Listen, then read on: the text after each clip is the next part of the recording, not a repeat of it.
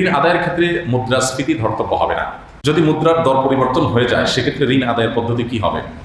ঋণ আদায়ের ক্ষেত্রে মুদ্রাস্ফীতি ধর্তব্য হবে না।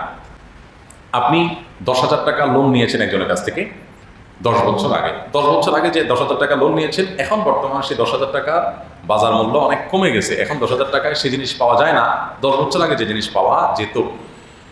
এখন আপনি কি করবেন? উত্তর হলো মুদ্রাস্ফীতি এক্ষেত্রে ধর্তব্য নয়, ওই 10,000 টাকাই দিবেন আপনি।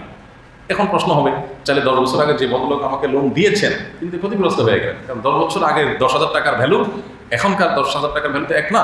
তাহলে তার যে ক্ষতি হয়ে গেল সেটা কিভাবে আমরা পোষাবো? এটার উত্তর হলো যে ইমানদারের দৃষ্টি শুধু দুনিয়াবী লাভ ক্ষতিতে নয়, ইমানদারের দৃষ্টি দুনিয়াবী লাভ ক্ষতির পাশাপাশি আখিরাতের লাভ ক্ষতির দিকেও আছে। ঋণ দেওয়া একটা ইবাদত, লোন দেওয়া একটা ইবাদত, একটা নেক আমল। কোনো কোনো হাদিসে বর্ণিত হয়েছে যে দানের চাইতেও কোনো কোনো ক্ষেত্রে ঋণ দিলে সওয়াব বেশি হয়।